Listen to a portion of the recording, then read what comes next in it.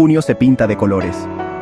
Pero para muchos, vivir con orgullo no es una celebración, es una batalla.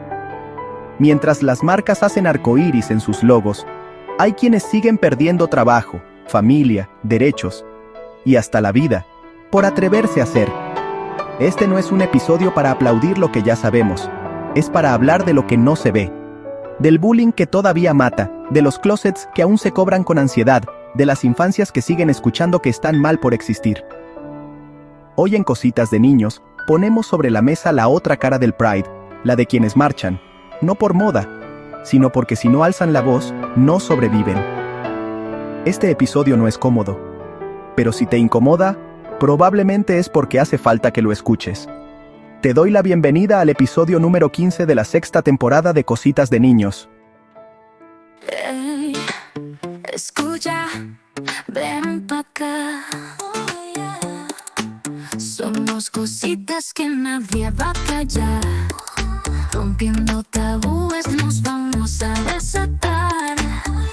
Vulnerables pero listos para azar. Nos dijeron no hables, ¿quién más da? Aquí estamos juntos, no hay que ocultar. Cositas de niños, vamos a gritar. Compartimos todo, sin miedo de hablar. Así es, y ya estamos en vivo, Te doy la bienvenida a este live, al cual se van a ir integrando el resto del equipo, porque pues ya sabrán que entre las lluvias, el tráfico y todo lo que ha ido pasando, pues el tiempo apremia y tenemos que empezar. Y hoy tenemos un invitado muy, muy querido, alguien que ha estado en varios episodios del podcast anteriormente, que últimamente ya no ha estado porque se fresea demasiado esta personita, pero pues para mí es un honor, de verdad, tenerte de regreso en este espacio, amigo Miguel. ¿Cómo estás? Bienvenido. Hola Víctor, ¿cómo estás? Qué gusto verte, qué gusto escucharte, qué gusto verlos, qué gusto escucharlos. Y pues cuando me dijiste que si me unía hoy a la plática, pues mira, aquí estoy por supuesto con mucho gusto. Y como ya me adelantaste que va a haber alguien a quien también aprecio mucho, pues con más ganas aquí estoy. Pues hoy vamos a hablar del orgullo, el mes del orgullo este sábado, pues la comunidad saldrá a, a marchar, pues creo yo todavía en pleno 2025, cuando siento yo que ya no habría la necesidad de exigir, o no sé tú qué me dices, Miguel, Pareciera porque que no, pues fíjate, pareciera que no, o sea, no deberíamos ya en pleno 2025 pues salir a exigir derechos, ¿no? fíjate que hace unos pocos días justo platicaba con un familiar esto, que pareciera que las marchas de la década del 70, del 80, del 90, sí tenían como una motivación, es decir, pues sí, luchar por los espacios, por la igualdad, después de los 80, con el tema del SIDA, bueno, luchar por medicación, por trato justo, y pareciera que llegaron los 2000 y como que se nos perdió un poco la pista de por qué salir o por qué manifestarnos o por qué expresarnos.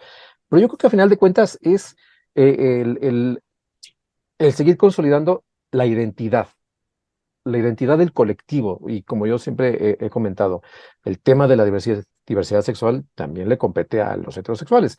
Entonces, yo creo que la principal razón por la cual hay que salir, sí, es por igualdad, es por derechos, es por respeto a los derechos humanos, es para visibilizar los asuntos de violencia hacia el colectivo, pero también para fortalecer la identidad del colectivo en cada una de sus representaciones, Vic. Pero he visto, bueno, cada año cuando se organiza la marcha LGBT en Ciudad de México, siempre surge la discusión, ¿no? De los colectivos, ¿no? El colectivo lésbico, gay, contra el colectivo trans, contra esto, ¿no? Y te ven de que todo el mundo está en conflicto dentro de la misma comunidad. ¿Es esto así, Miguel? O sea, tú ves que hay como muchos subgrupos dentro del gran grupo y que dentro de este gran grupo incluso hay como conflictos internos o es algo natural como todo gran colectivo, que haya diferencias y haya ciertas Ah, rencillas. qué buen, qué buen enfoque haces, porque yo podría decirte que sí, efectivamente es un colectivo formado por muchos grupitos que cada quien pues defiende su propio territorio y su propio espacio y tiene sus propias motivaciones, ¿no? Pero justo como dices, o sea, yo creo que es un tanto natural cuando trabajas con grupos de personas que sí, todos estamos, como dicen mucho en redes, bajo la misma bandera, pero pues cada quien defiende su color, ¿no? Por así decirlo. Y sí, desafortunadamente, este fin de semana tuve una reunión, por ejemplo, y pues no te quiero contar la cantidad de chismes de si Perenganito, el de la red de no sé qué estado, es un ratero, de si Sutanita, el de la organización no sé qué, lleva no sé qué tantos años sin dar cuentas de monetarias. Entonces, sí, se siguen planteando muchos temas que debería de preocupar como colectivo, pero al final de cuentas, el sentido humano, el sentido de la defensa del espacio, la defensa de la identidad, pues sigue haciendo mella, ¿no?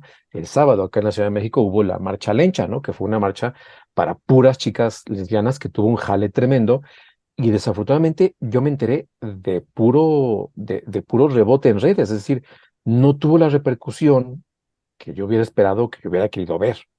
Y Elías, creo que esta es una pregunta que hemos hecho frecuentemente, pero creo que hoy más que nunca, pues es bueno regresar a lo académico.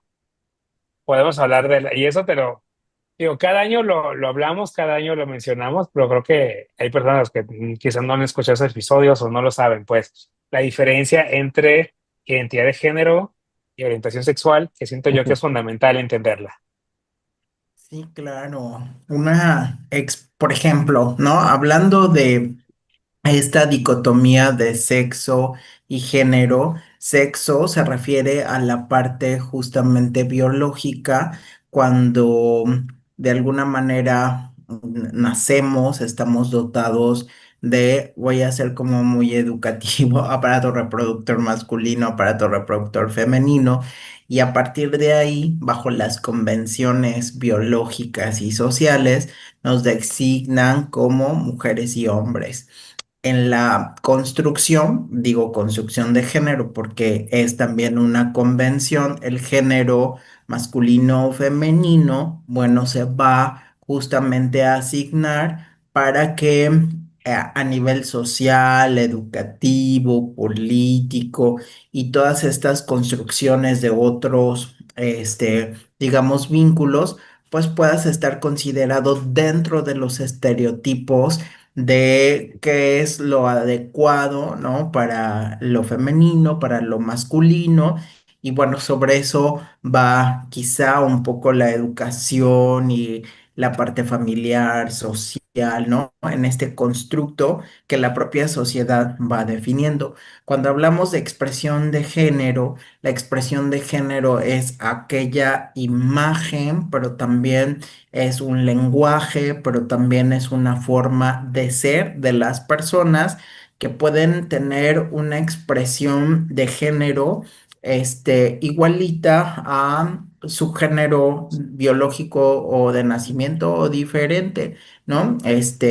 Por ejemplo, ¿no? En la parte del expresar hay varones que nos pintamos las uñas, ¿no? Y eso es una expresión, por ejemplo, de género y que de alguna manera, pues esto, digo, es solo es una forma de ser. Y la parte siguiente, que también es como importantísima, es que nosotros podamos como identificarnos cuando hay una identidad de género, pues es que nuestra parte justo quizá de decir de manera interna, yo soy ¿no? Y me identifico con estas características justo a partir de los convencionalismos sociales. Recordemos que también hay la parte de orientación sexual, ¿no? Que es como esto que me gusta, ¿no? Que me atrae, que me causa interés y la práctica de la sexualidad que cada uno tenemos en el ejercicio de la sexualidad, nuestra práctica sexual que va a depender también de, pues hoy sí, de nuestro placer, de lo que nos sintamos a gusto, ¿no? También como vincularnos, ¿no? Sexualmente y también puede ser que en esta parte de la sexualidad pues haya la vinculación afectiva, ¿no? Entonces, pues sí, son como recordatorios que tendríamos que estar muy pendientes. Y qué bueno que mencionas esta parte porque siempre me encuentro con el típico de, es que fulanito es gay, pero es que pues se comportaba como hombre. Y así de, ajá, y luego, o sea, Ajá, sí. exacto. Hoy escuchaba en un conversatorio de los derechos políticos electorales de la comunidad, de la diversidad sexual.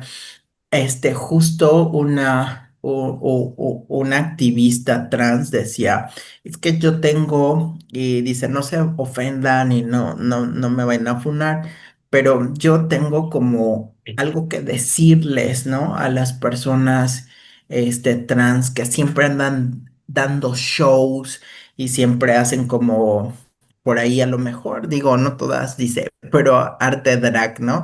El drag. Entonces, todas las dragas tienen como esta representación femenina, pero resulta, decía ella, ¿no? En su opinión, que le está bailando a un grupo de hombres, que le está bailando, no sé, a familias que les contratan y seguimos como bailándole al patriarcado, era como su señalamiento, ¿no? Y yo de repente decía, bueno, sí, pero también hay que entender que el drag es un arte, pero también hay que entender que las personas que hacen el drag no necesariamente son trans o son gays o son lesbianas, ¿no? Pueden ser personas también heterosexuales y nada más en ese momento hacen una representación del personaje. Bueno, creo que se daba como para debate, pero me dejó pensando justamente con lo que tú dices, ¿no? Con esta parte de cómo hay que dirigirse, ¿no? Que creo que es preguntándole a la persona, yendo directo y porque todos nosotros tenemos diversas formas de presentarnos al mundo, entonces sería muy lindo preguntar, bueno, oye, ¿tú cómo te presentas? ¿Qué estilo tienes? Fíjate que ahorita que ya se conectó María, me estaba acordando que por allá de 2008 yo pisé Canadá y en aquel entonces en México era impensable ver a una pareja LGBT agarrada de la mano, o sea, era impensable ver a dos hombres besándose, era impensable ver a dos mujeres caminando por la calle abrazadas y demás. Y justo lo quiero como unir a lo que le decía a Miguel hace rato, ¿no? Al inicio de, eh, en pleno 2025 seguimos saliendo a marchar para exigir derechos. ¿Cómo se vive en Canadá esto, María? ¿Cómo, 7 años después de que yo pisé Canadá, cómo vamos en este tema? ¿Para Canadá ya es un tema superado? ¿O seguimos como viendo temas de discriminación, seguimos viendo ese tipo de problemas en contra de la comunidad? Creo que debemos de, eh, creo que debemos de poner dos cosas que coexisten en paralelo en este país. La primera es que estamos mucho más avanzados en derechos igualitarios que, en este caso, el vecino, Estados Unidos, y definitivamente que México. En este momento quizá México está más avanzado de lo que está Estados Unidos con todos los retrocesos que ha tenido. Esa es una conversación aparte. Pero eso es cierto, por un lado. Aquí es probablemente de lo más normal en la calle, en espacios públicos, verlo. Y por el otro lado, también coexiste con el hecho de ser un lugar donde existe tanta libertad que existe la libertad de los grupos ultraconservadores haters de existir, ¿no?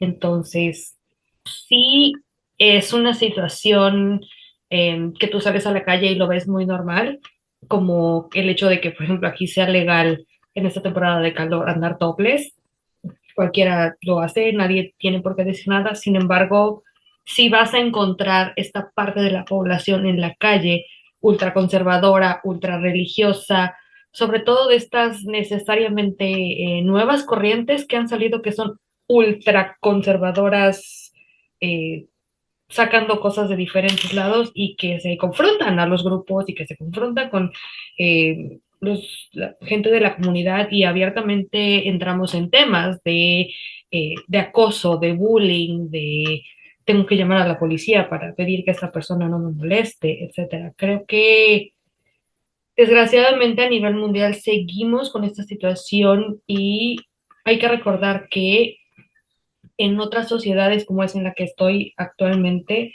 eh, se valora mucho la libertad y la libertad también genera el hecho de decir ambos extremos del espectro existen y no necesariamente es así como un extremo o el otro, pero así lo concebimos socialmente, que son extremos y debes de ser, si eres de la comunidad, eres excesivamente liberal y que todo este tipo de estereotipos, lo cual tampoco es cierto porque hay gente de la comunidad con pensamientos muy conservadores y que si eres una persona altamente religiosa, conservador, no tienes ningún derecho, no tienes ninguna oportunidad para darle acceso a eh, otros modos de vida como es ser parte de la comunidad. Ahora, creo que es importante mencionar que una de las cosas que existen en América del Norte y en Estados Unidos, en Canadá, es que eh, ahorita está un poquito en duda en Estados Unidos esto del diversity and inclusion, pero aquí en los países europeos sigue siendo algo fuerte. Sin embargo, desgraciadamente, esta situación del diversity and inclusion, ¿qué pasa? Se vuelven checkboxes, ¿no? O sea, las empresas, las compañías, las organizaciones están tratando de llenar estos espacios y decir, estoy cumpliendo con mis cuotas de diversidad, estoy cumpliendo con mis cuotas de todo esto que tengo que llenar socialmente, responsabilidad social, que al final de cuentas se trasladan en números de valor social, de marca, de apreciación, de valor de la acción, etcétera. Y creo que es muy importante mencionar que esta monetización de algo que ya no debería, como están diciendo, ya no deberíamos estar marchando por los derechos, ya no deberíamos estar mencionando esto. Esto que es muy importante se está volviendo otro tipo de moneda de cambio y de monetización corporativa para decir, mira, nosotros tenemos esta marca, somos increíbles, estamos considerando a todas las comunidades y se deja muy por debajo el valor real de lo que es hablar de inclusión. Y eso a mí me parece algo muy grave.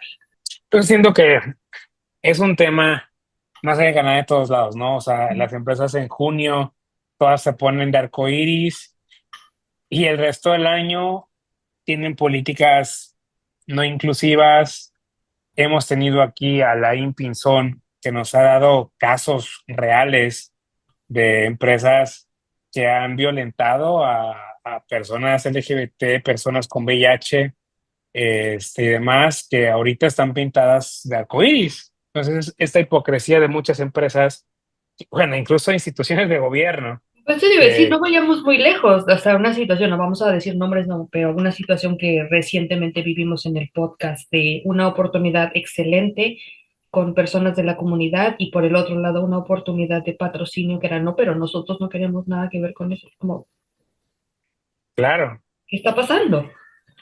sí, no, y es un tema de, a ver, o sea, ¿por qué? ¿Por qué invisibilizar? Y eso me lleva a la siguiente pregunta.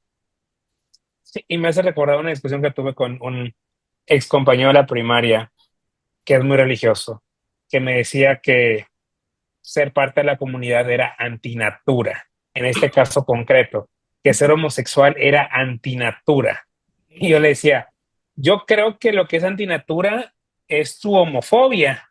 Quizá que hasta eso puede que no sea antinatura, porque creo que las fobias son muy propias del ser humano, pero ser gay, ser comunidad LGBT, ¿es antinatura? Yo siempre Elías, te saco, veo. yo siempre saco un ejemplo buenísimo, que yo cuando leí me quedé así de a cuatro, ¿no? Eh, yo no sabía que no hay, no hay sapos machos, es decir, no hay sapos con pene, dado que la naturaleza de ese tipo de animales, pues ahora sí que no lo necesitan, ¿no? Prácticamente. Y yo cuando leí, de hecho fue en un libro, me parece que el libro de El gen egoísta, yo cuando leí dije, este es un muy buen argumento, ¿no? Eh, a- a- Quiero retomar poquitito, Víctor, lo que acabamos de platicar. Em, yo me acuerdo que en el 2006, 2007, eh, todavía, vaya, no que ahora ya no, pero sí, efectivamente era muy mal visto que te vieran en alguna plaza comercial, en la calle, agarrado de la mano de tu pareja. Yo lo llegué a vivir 2006, 2007, manito, en plazas comerciales donde traíamos el de vigilancia atrás, ¿no? Así como o el típico en una cafetería muy local, o sea, no fue ninguna cadena famosa. Un señor se paró y le dijo a la mesera que nos fuéramos porque no quería que su hijo viera que nos estábamos apapachando mi pareja de aquel entonces y yo. Entonces, ¿hemos avanzado? Sí, sí hemos avanzado. O sea, ya casi casi es requisito agarrarte de la mano de tu marido cuando vas a un lugar público. Sí, sí hemos avanzado, pero a mí me siguen estrujando muchísimo y preocupando mucho los casos de violencia hacia el colectivo, ¿no? Ayer te compartí, Vic, el caso de un par de chicas que del edificio de apartamentos donde viven, pues los vecinos las violentaron. No, sí, sí me sigue preocupando, me sigue atemorizando, también te lo tengo que decir, que siga yo leyendo ese tipo de historias por justamente porque existe esta visión, pues, muy extremista, como comentó María, de lo natura y lo antinatura y lo contranatura y lo pronatura, y que dice uno, es que si empezamos a pensar de esa manera, pues no vamos a avanzar, evidentemente, ¿no? Sí, justo ahorita escuchaba, ¿no? El comentario de Miguel. Hola, que me da mucho gusto verlo y saludarlo en vivo porque la verdad que se da así como celebridad. No es tan fácil contactarlo, pero yo creo que esto de antinatural es insostenible, ¿no? O sea, no hay forma de sostenerlo. Hay muchas ideologías que bajo el disfraz de lo científico, bajo el disfraz de lo religioso, lo voy a decir así, busca, ¿no? Esta posición y se como agarran en la parte de la supervivencia, ¿no? Como de decir, oye, pero está demostrado que la evolución del ser humano y que en la reproducción de la especie y shalala, shalala, shalala, y mil cuentos. Pero al final son ideologías que o sea, no se puede defender lo indefendible ni sustentar. Me parece que justo pues estaríamos como muy limitados a relacionar como lo antinatural, ¿no? Bajo un concepto justamente nebuloso de la supervivencia de nuestra especie. Y bueno, así es que de alguna manera pues las personas con este derecho pues a expresarse o a dar sus opiniones, pues realmente no miden, ¿no? Que lamentablemente no existe una ley que establezca, por ejemplo, que todos los seres humanos deban comportarse así para la conservación de su legado genético, ¿no? O sea, como que eso fuera el objetivo más importante y solo dependiese como de este ser humano, de esta persona de manera individual, ¿no? Entonces pensarlo así tendría como muchas implicaciones porque a final de cuentas, las especies y está comprobado a nivel, o sea, no prosperan o se extinguen algunas. No por lo que dejemos de hacer como individuos o no o hagamos, inclusive nosotros. Entonces sí me parece que hay como esta ambivalencia de discursos científicos y de discursos por ahí, muy religiosos que nos pueden confundir. Yo creo que la forma de ser de nosotros mismos, mismas, mismes, pues es una forma natural. O sea, yo preguntaría, o sea, ¿qué parte de nosotros no es natural? ¿Qué parte de nuestros comportamientos o actuaciones no es natural porque somos seres humanos? Entonces, yo me quedaría eso y creo que muchas personas pues están en este rollo, en esta ideología insufrible y muy, rígida de no poder ver que también lo natural es un constructo social.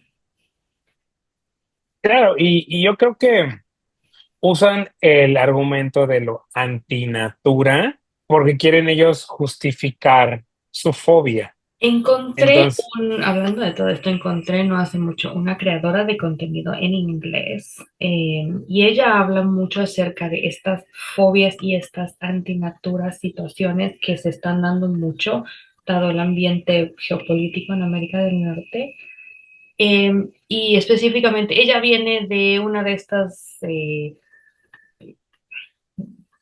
ramas, digamos, del cristianismo ultraconservador moderno en Estados Unidos. Y entonces ella explica que según sus maestros y según lo que ella ha estudiado, ahora que ha salido de, de esa construcción tan fuerte, el hecho, estas iglesias y estos, pues de alguna manera se vuelven como sectas, cultos, ¿no? Porque no podemos ni siquiera hablar de una religión como tal, establecida con todo lo que se necesita, pero todos estos cultos y todas estas sectas hablan de el papel de la mujer y el papel del hombre y el papel de en la comunidad de cierta manera. ¿Por qué?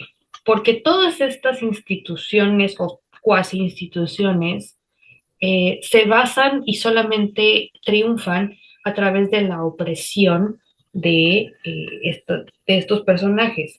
Este tipo de iglesias, este tipo de cultos, este tipo de sectas no prosperarían sin el trabajo, por ejemplo, gratis de la mujer, donde tu trabajo como mujer es llenarte de hijos y pasar la liturgia y pasar lo que estamos diciendo como así al pie de la letra. Ese es tu trabajo como madre, como mujer.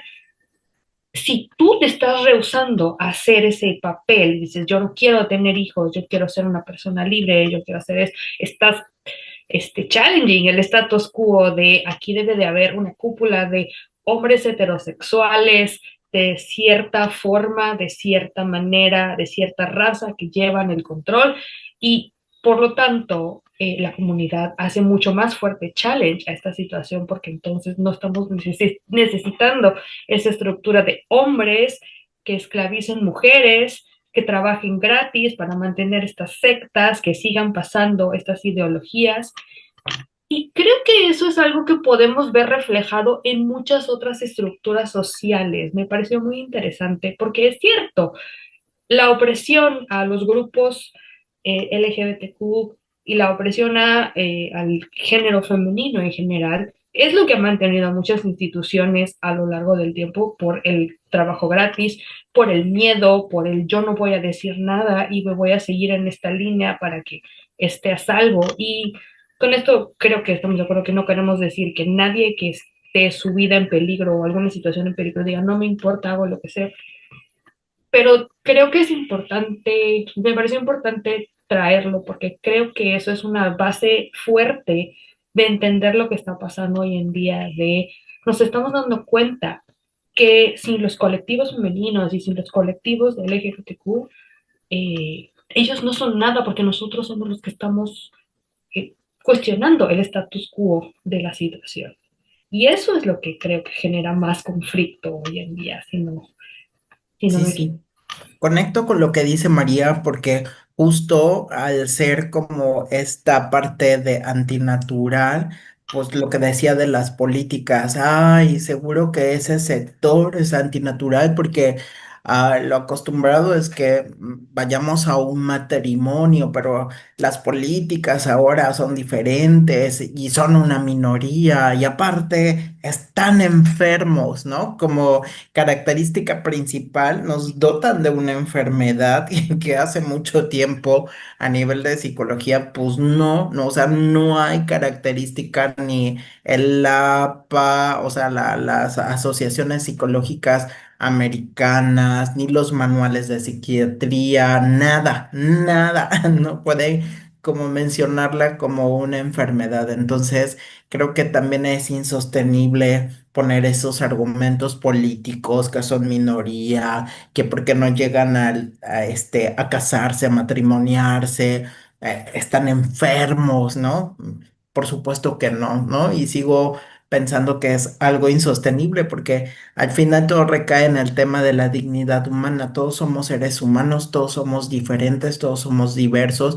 Inclusive si hubiera como esta división de la que hablábamos, exogenérica, pues yo digo, pues estaría ya obsoleta, ya no tan vigente, porque al final lo que importa es entender que todos somos diferentes y no podemos, digo, a lo mejor sí por cuestión biológica o lo que quieras estar en ese grupo, pero no podemos ser siempre categorizados así. Yo creo que en algún momento, y no lo verán mis ojos, estoy seguro, pero eso va a cambiar, ¿no? Conforme vaya avanzando también el tiempo y el entendimiento que hay entre los seres humanos. Fíjate qué Es que valioso, también, Vic, lo que dijo Mari, me parece importantísimo. Realmente el temor hacia el colectivo es que justamente desmontan todo este discurso y toda esta estructura piramidal jerárquica de dominancia mayoritaria de los hombres, o sea, del hombre heterosexual. Es decir, el hecho de que llegue un chico, una chica trans, el hecho de que llegue un chico, una chica gay y quiera tomar espacios de poder desde el punto de vista que quieras, pues evidentemente desmonta esta supuesta este, jerarquía piramidal, ¿no? De solamente arriba pueden mandar los hombres y las mujeres tienen que obedecer y tienen que fluir la energía masculina y la energía femenina. Entonces me parece importantísimo entenderlo desde ese punto de vista, porque si nos ponemos, ahora sí que si nos ponemos ya en plan más serios, ¿no? Dirían, aunque no crean, estamos hablando en serio, este, pues entiendes un poco el temor de ese tipo de grupos, ¿no? Que están viendo arriesgado, con razón o no, pues sus cotos, sus bienes, la forma en la que se empoderan. Entonces, por eso es que me parece muy interesante lo que comentó María. y es que también creo que una cosa bien importante en todo esto es por qué seguimos queriendo decidir sobre la vida de los demás. O sea, ¿qué le incomoda al vecino enfrente si tú te agarras con un hombre, con una mujer, con dos, con tres? Es que no es incomodidad, volvemos a lo mismo, es una situación. O sea, a lo mejor la incomodidad, como la entendemos, por cierto, vayan a terapia, pueden entender sin incomodidad en la terapia. La incomodidad generalmente es lo que no entendemos. Pero más allá de eso, creo que en esta situación específicamente en los ataques a los colectivos y en los ataques a los grupos LGBT, es esta situación de poder, porque yo no puedo, no solamente no puedo no entender, sino no entiendo y tengo que conquistar, tengo que poner mi pie ahí y decir, yo tengo esto bajo control. Y creo que una parte importante para mí es diferenciar. No comprendo lo que está pasando, no me identifico o no entiendo o no me queda claro y a lo mejor por eso tengo miedo de acercarme. Y otra muy diferente es esta parte de te pongo el pie en el cuello porque este, me estás rebotando el mensaje de tú estás abajo, yo estoy arriba. Y eso también se vuelve complicado porque cuando quieres avanzar, y no me dejan mentir, pero cuando quieres avanzar con ciertos movimientos sociales, tiende a volverse violento y esa es la parte que creo a todos nos preocupa. Es decir, es que sacar adelante los derechos del colectivo no tiene que ser violento. Sin embargo, hoy vemos cómo se ha vuelto tan violenta esta situación. Justo lo que comentaba Miguel, ¿no? O sea, chicas que las siguen acosando a sus propios vecinos, familiares que no pueden venir a reuniones familiares porque, Dios de mi vida, ¿qué es lo que va a pasar? Todo eso es violencia y eso es a lo mejor micro, macro, etcétera, pero seguimos estando en marchas donde debe de haber gente cuidando y debe de haber gente que sepa dónde estás y qué estás haciendo porque no sabemos qué va a pasar después. Y eso es gravísimo. ¿Cómo combatir a esta gente?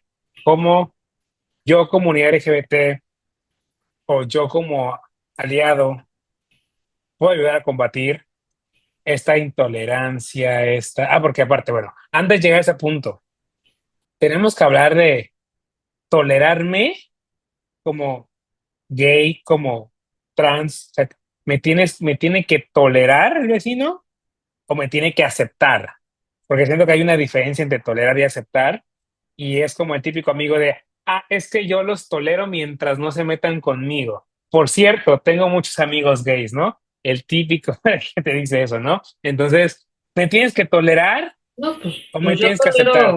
yo tolero a las cucarachas siempre y cuando no se metan conmigo, pero nada tiene que ver una cosa con la otra. O sea, yo creo que está muy mal aplicado ese concepto de yo te tolero. Toleras a alguien que tienes que tolerar en un espacio de trabajo, en una situación. No hicimos clic como personas, pero no tenemos que ser groseras uno con el otro. Pero eso es muy diferente para mí a estar en una situación donde estoy conviviendo con una persona que tiene algo diferente a mí, como cualquier otra persona, y ay, te tolero, y ¿por qué te tolero? Yo no, no es obligación tuya que yo te tolere, pues tú existes, yo existo. ¿Cuál es el problema? Miguel, Yo creo que todo parte de la convivencia, de la civilidad, de la educación, eh, porque si empezamos a poner en una báscula el tema de, es que tienes que tolerarme, Vic, porque pues así, el típico, ¿no? Pues así soy yo y no voy a cambiar. Pues a ver, creo que estoy perdiendo un poquito de vista que pues tú también puedes llegar a tener tus límites. Un día no me puedes tragar y no me quieres hablar y no pasa nada, pero yo creo que esa es la base de todo este tema, ¿no? O sea, civilidad, educación, respeto, ¿no? Ya ahora es tan fácil que la gente, perdón por lo que voy a decir, te pendeje en la calle, te grite. A mí me sorprende mucho la actitud de las personas hacia los y las empleadas de atención al cliente de cualquier establecimiento. Es decir, la gente llega con una actitud que se siente con el derecho de pendejear al chico, al empleado, que es así como de, espérate, carnal, o sea, no puedes llegar con esa actitud, con una persona que no conoces, que ni en la vida te hace. Entonces, yo creo que ahora sí que como dirían las abuelas, ¿no? Eh, Debemos de retomar la educación, el respeto y la civilidad, porque sí a veces veo cosas en lo social que digo, híjole, ¿qué acá está pasando, no? Díaz, Sí, fíjate que yo creo que es justo el hecho de entender que como personas el malestar es más profundo. A qué me refiero? A que nos vamos a enfrentar a los pensamientos, creencias que tiene cada persona. Entonces, yo creo que el malestar tendría que ser abatido, uno, a partir de empezar a trabajar siempre desde la educación y desde la crianza en un enfoque de derechos humanos, ¿no? Yo sé que suena como ay, elevadísimo esto, pero creo que podríamos romper los patrones de pensamiento y también de formas de ser y también de estas ideologías, estas creencias que están como muy arraigadas en estos estereotipos. Lo planteo así. Hay tres tipos de violencia en las cuales estamos inmersos, que es la violencia estructural, que son nuestras ideologías, la violencia justamente práctica o didáctica, que es a partir de la que, pues, a través de nuestras acciones vamos moldeando de acuerdo a nuestros pensamientos. Y la última que tiene que ver justamente con la normativa. A veces las leyes no nos ayudan, pero tampoco la forma en que convivimos o generamos acuerdos. Y entonces creo que también en todas estas formas de violencia tendríamos que empezar a trabajar porque puede ser que tengamos los títulos y tú seas un abogado súper chido y hay gente que gane premios Nobel y hay gente muy encumbrada en la política, lo que querramos. Pero si no cambia de pensamiento, si no hay un reseteo, si no hacemos un viraje a las formas de pensar y resquebrajamos este tipo de pensamiento que tenemos sobre la diferencia, pues nunca vamos a lograr la inclusión, nunca vamos a lograr que se nos deje de discriminar. Y entonces, pues sí, este tema de integración, pues va a dar para largo, ¿no? Para mucho tiempo. Entonces, quiero pensar que podemos cambiar con un enfoque de derechos, pensar en lo comunitario, es decir, siempre sensibilizar en el vínculo, en el trabajo con Vinas, en el trabajo con mi familia, en el trabajo con la comunidad y seguir ahí haciendo visible el discurso y seguir ahí también talacheando para abrir otros espacios en donde se escuchen las voces diversas. Antes de irme con la parte de los discursos de odio y cómo combatir a estas personitas, el closet. Me acuerdo mucho, hace muchos años, hace unos 20 años, que un amigo salió del closet. Él decidió hacerlo en su Facebook. Tenía unos 17 años. Él en Facebook hizo oficial que pues él era gay, ¿no? Puso un discurso del rey, pero pues él le nació hacerlo por esa vía. Pero pues no faltó, ¿no? Quien comentó de no, qué necesidad de hacer eso, para qué hizo eso, no teníamos que enterarnos, bla, bla. Del otro lado, hay personas que deciden no compartir su sexualidad y llevar su sexualidad, pues quizá no celosamente oculta, pero optan por no hacerlo público. Y hay personas que viven en el closet, deciden vivir en el closet toda su vida. Hay una regla maestra para esto, o sea, tengo que hacer pública mi sexualidad porque tengo que informarle a la gente que me gustan los hombres, me gustan las mujeres, mi identidad de género, no, o sea, tengo que hacerlo público forzosamente o si quiero lo hago, si no quiero no lo hago. Hay una regla aquí y también tendríamos que sacar del closet a la gente, porque sí, porque no. Hay un caso muy curioso, Vic, Elías, Mari. El chico fundador de OpenAI, Sam Altman, bueno, resulta que este chico es gay y tiene marido y está casado y es un chico ultra multi chingo mil millonario. Y lo que he leído por ahí, muchos chicos del colectivo dicen, a ver, es una figura pues más que pública, ¿no? Es una figura que está en un puesto pues más que de poder. Y se cuestionaban y no es una cosa, no, como dices, no estoy sacando el closet ni nada, o sea, es información pública. La pregunta que yo he leído que hacen algunos personas del colectivo es, ¿por qué teniendo esa plataforma, pues no la usa para impulsar, para promover, para abrir más el tema? Gran pregunta, la verdad, ¿no?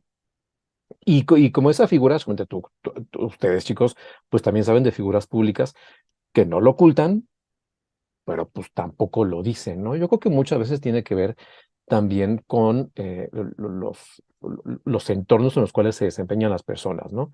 Ustedes saben muy bien, chicos, hemos sabido de casos de, resulta que hay grandes proyectos o una gran iniciativa, pero resulta que como quien la impulsa es un chico o una chica del colectivo, pues la bajan o le quitan el presupuesto o le dicen, no, pues no estamos en momentos para ese tipo de cosas, ¿no?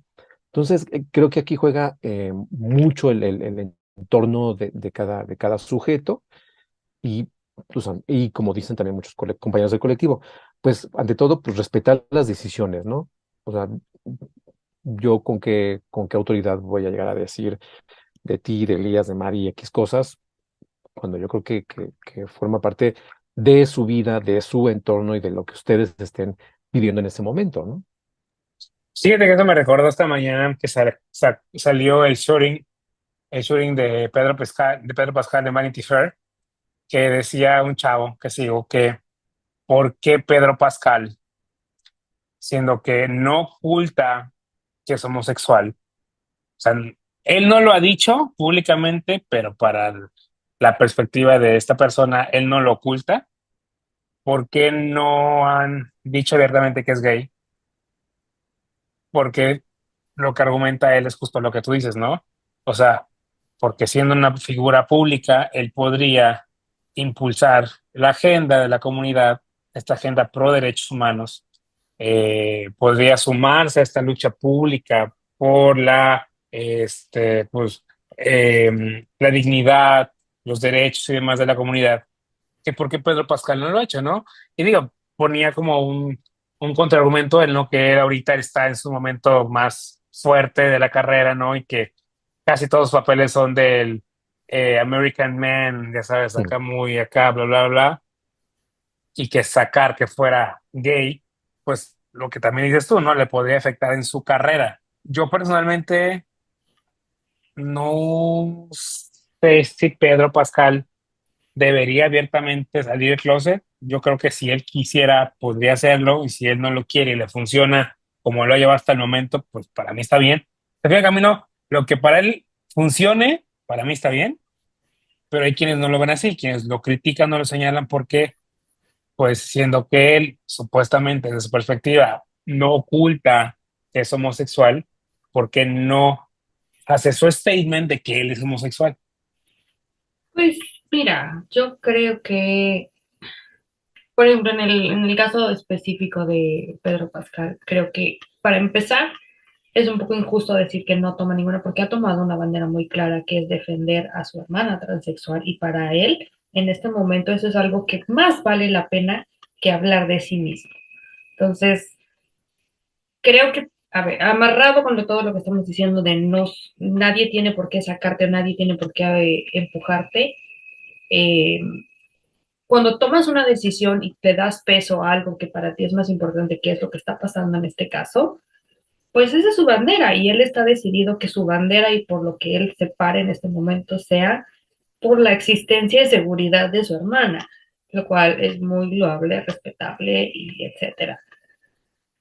Me parece algo abominable y aburrente el hecho de que tenemos que forzar a la gente a salir, de que, creo que eso deberíamos ya dejarlo allá en los noventas, en los 2000, en los 2010, cuando todavía era una situación de que vieran los Lemon Tour, eh, porque algo se me hace muy violento y ese es siempre ha sido como mi stand.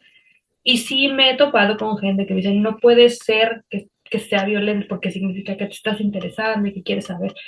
Eh, pues es algo tan personal desde mi punto de vista que yo no tengo por qué saber qué eres o qué no eres si no me lo quieres compartir. Como cualquier otra cosa, si estás haciendo algo que me afecta, pues obviamente necesito saber y ser parte, pero en este caso no tendría por qué afectarme como una tercera, cuarta parte, etcétera, y me parece algo sumamente violento de parte de la sociedad en general, decir, tienes la obligación de salir, declarar quién eres, qué haces, y aparte tienes la obligación de tomar una posición política, social, lo que sea, a favor de o en contra de.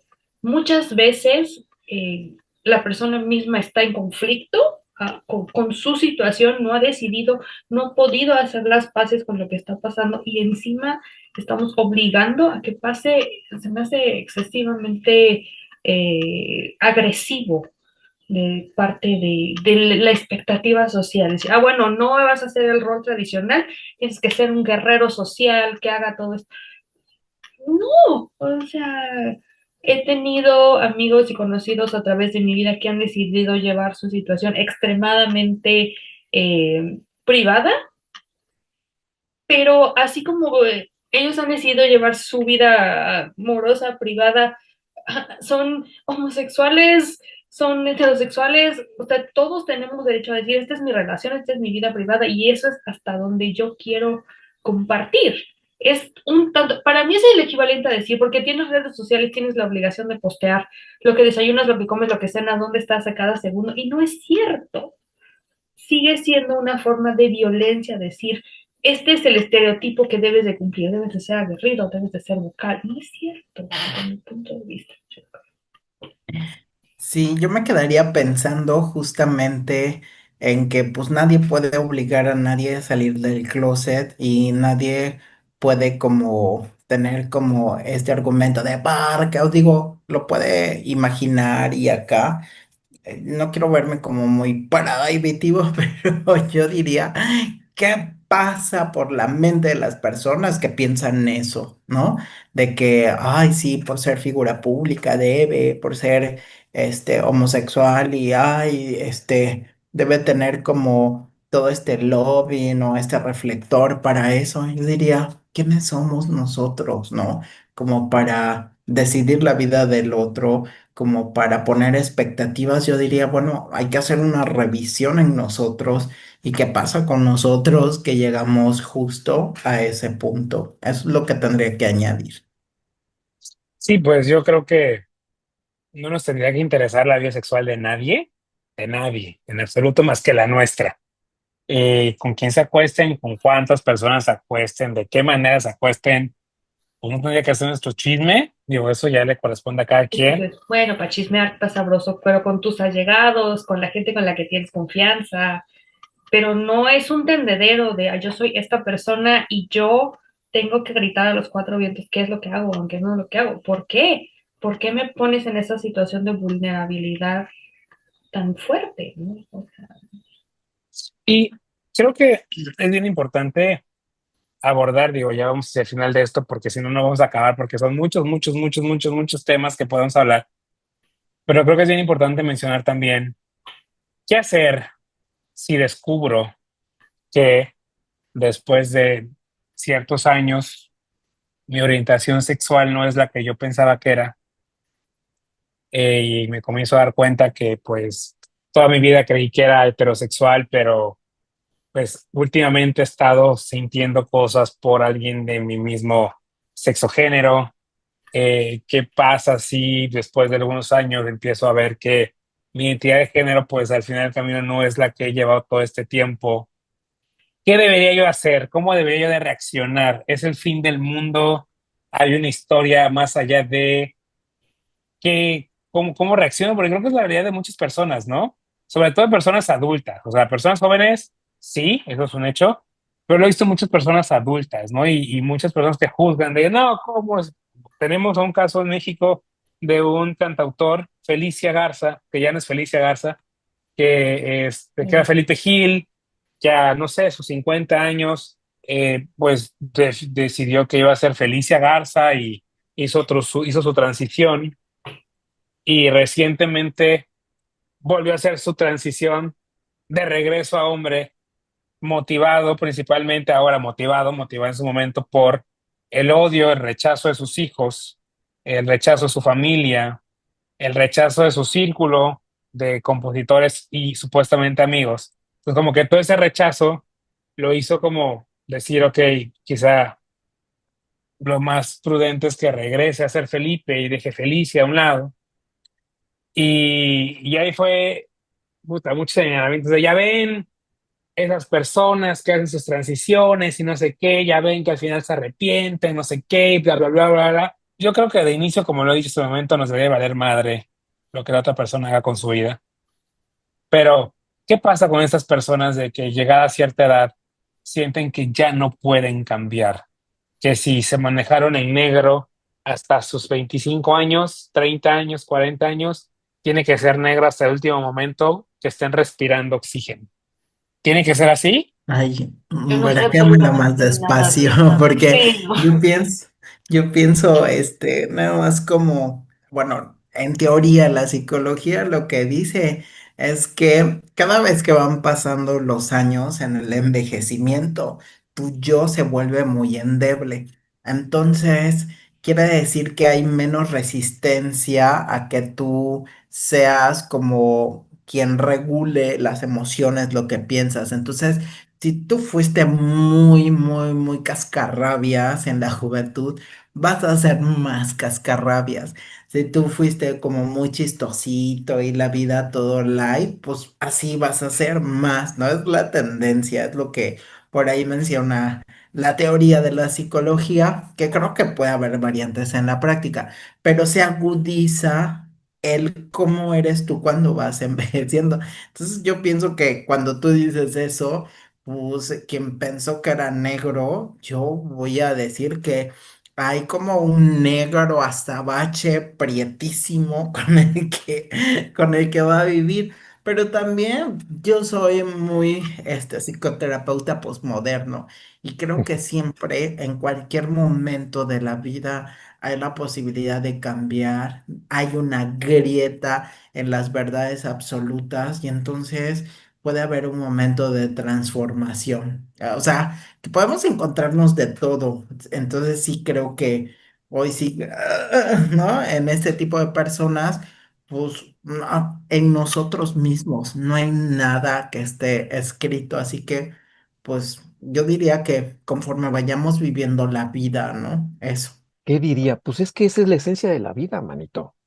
Esa es la esencia de la vida. Es decir, imagínate tú que cuando sales de prepa, crees que tienes ya el camino bien forjado y sabes qué quieres, ya dónde vas y que, pues evidentemente no.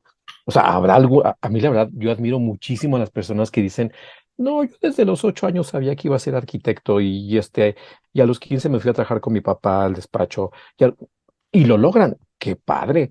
Pero creo que esa es la esencia de la vida, es decir, pues tienes que ir respondiendo o reaccionando a cómo se te va fluctuando el destino, ¿no? Y hiciste que recordar el caso de un conocido, eh, mujeriego, noviero, el chico, pues ahora sí que donde ponía el ojo ponía la bala, y de repente se enamoró de un chavo, literal, se enamoró perdidamente de un chavo. Dejó a su pareja que tenía en aquel entonces y sigue con ese chico. Yo digo, yo conozco a esta persona, yo te puedo decir que en un momento renegó, en un momento se quejó, o sea, como que se dejó fluir, por así decirlo, ¿no? Claro, es un caso, vas a decirme tú, sí, pues que así no son todos, ciertamente, así no son todos, pero yo creo que para ser ya más concreto en mi comentario, pues es que ese es el fluir y ese es cómo se te va presentando la vida, ¿no? Hay personas que reniegan de lo que les pasa en la vida, bueno, puede ser que cada quien, pero a ver, viéndome muy optimista y siendo muy mundo de caramelo, pues así, ahora sí que disfruta el momento, ¿no? Pero justamente, tú ya lo comentaste, hay personas que les atormenta mucho eso. O sea, que el saber que la vida los está llevando por otro lado, en cualquier sentido, sí les genera muchísimo ruido, les genera mucha ansiedad, mucho estrés, mucha incomodidad, justo como estábamos platicando hace rato, ¿no? Híjole, pues no sé. Creo que una de las cosas que hemos aprendido a lo largo de estos años de podcast, tú y yo, con todos nuestros invitados, es que las cosas no son necesariamente como uno lo piensa y en especial creo que nosotros, bueno, Elías, tú y yo, somos todavía de una generación que creció un poquito con cierta idea mediatiesa y después ya nos tocó la apertura de muchas cosas de sopetón. Y creo que eso nos ha forzado a ir entendiendo poco a poco estos conceptos que antes, que a lo mejor cuando éramos muy chiquillos y empezamos nuestra formación, no comprendíamos, no conocíamos cosas, como de hecho y yo, por ejemplo, debo de confesar, a mí me ha costado muchísimo trabajo entender el concepto de la sexualidad fluida, por ejemplo porque la construcción social en la que uno es educado es tú eres niña, tú eres niño, y si eres niña te gustan los niños, y si eres niña te gustan las niñas, acabó, fin del asunto, y está todo tan ligado, interconectado, y a lo mejor es por eso lo que menciona Miguel, que esta situación es difícil de cuando fluye con el tiempo, te hace mucho conflicto, porque pues es lo que tienes por default ahí, ¿no? Entonces, creo que en este caso más bien se trata de darte tu espacio, darte tu compasión y decir, tengo que ir aprendiendo mis propios procesos más allá de otra cosa, ¿no? O sea, tengo que aprender que esto no es fluido, tengo que aprender que esto no funciona así y asado, etcétera, ¿no? Entonces, Yo poco. solo les digo, vean la serie de Sense8. Sense8 a mí me abrió muchos canales en la cabeza. y me dejó una lección: quien come de todo no se muere de hambre. Este, ¿Cómo combatir los discursos de odio? ¿Cómo pues combatir a esas personas que van por la vida soltando su veneno en contra de personas que pertenecen a la comunidad LGBT? ¿Cómo no convertirme yo en una de esas personas? María. Pues yo creo que primero que nada, uno no escucha, ya si identificaste algo que es una estupidez, date la vuelta, gracias, hasta luego.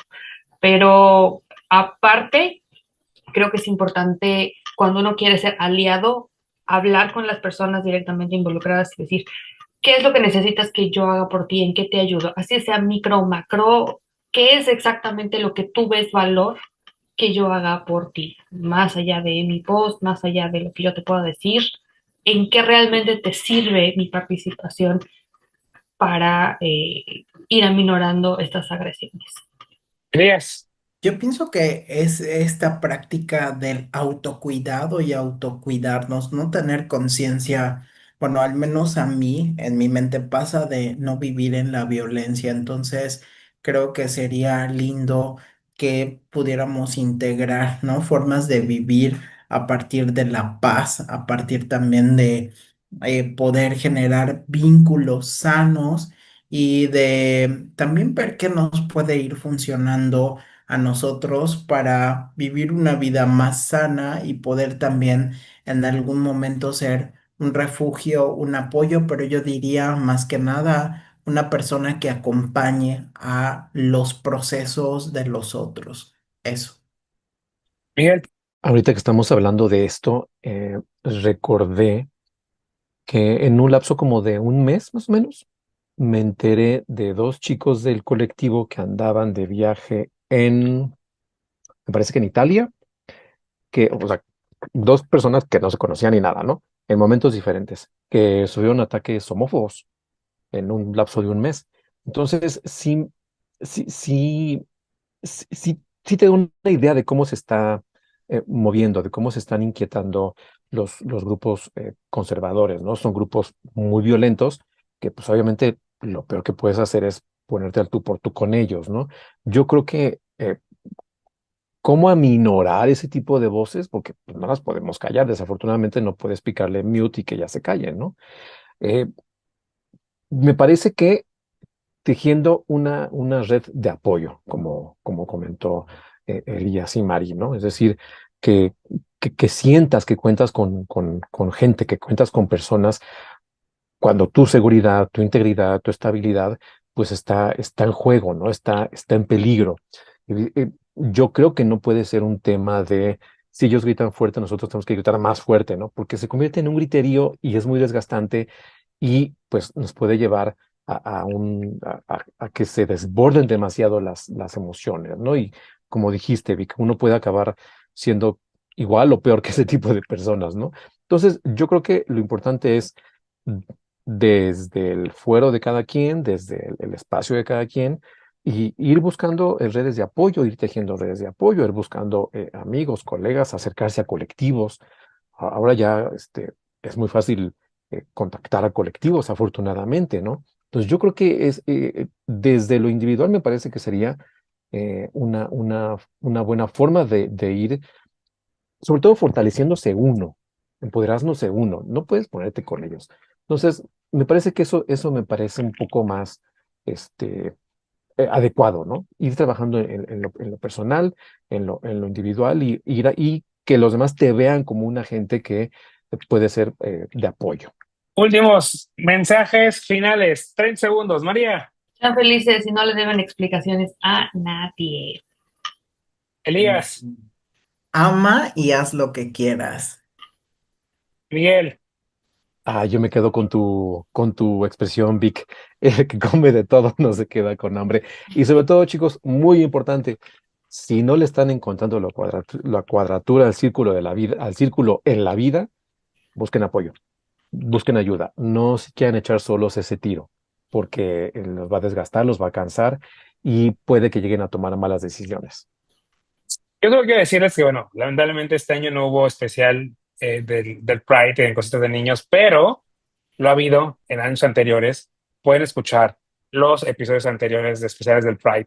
Y quiero reiterar que si tú que nos ves y tú que nos escuchas estás pasando por este proceso en el que te estás dando cuenta que tu identidad de género pues no es la que sabíamos que era, que tu orientación sexual no es esto y demás, estás pasando por un proceso de reencontrarte a ti, de encontrarte a ti, escríbeme, manda un mensaje a las redes sociales de Cosas de Niños. Tenemos personas expertas en cada uno de los temas, tenemos personas que han estado aquí en este espacio hablando de cada uno de estos temas y te podemos pues llevar con ellos, llevar con ellas para que platiquen contigo, para que te orienten, porque no es el fin del mundo en absoluto, es el comienzo de una nueva etapa en tu vida.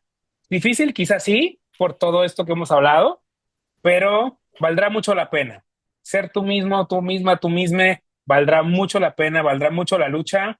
Y créeme que estamos aquí para apoyarte. Cositas de Niños ha sido este espacio, pues, de la defensa de derechos humanos de todas las personas y, pues, no puede ser excepción la comunidad LGBT. Así que estamos aquí para ayudarte, para auxiliarte, para estar contigo en todo este proceso. Escríbeme, escríbenos y estaremos contigo apoyándote y dándote, pues, los recursos necesarios para que vivas este proceso. Miguel, que no sea la última vez que estés con nosotros, por favor. No, Vic, por supuesto que no. Me dio mucho gusto verte, me dio mucho gusto ver a Elías. Creo que a Mari no la conocía, pues mucho gusto, Mari. Gracias por la invitación, Vic. Siempre me la paso de maravilla, siempre me hacen pensar cosas muy padres, cosas muy interesantes. Y esto es Cositas de Niños. Gracias por acompañarnos en este episodio. Si algo nos deja claro el Pride es que el amor, la identidad y la dignidad no deberían ser negociables, y sin embargo, aún lo son. Ser parte de la comunidad LGBT+, o caminar a su lado, no es solo una celebración de colores, es una resistencia cotidiana contra el miedo, la exclusión y el silencio. Hoy hablamos de lo que no siempre se ve, del dolor, de las cicatrices, de las batallas que se libran en lo privado, y de la importancia de no romantizar lo que aún se vive con riesgo. Así que si eres parte de esta lucha, gracias por resistir. Y si no, gracias por escuchar y abrir el corazón. Porque solo así, paso a paso, episodio a episodio, aprendemos a hacer un mundo más justo, más humano, más libre. Nos escuchamos muy pronto. Hasta entonces, no dejes de ser tú, porque tu verdad también merece marchar en libertad.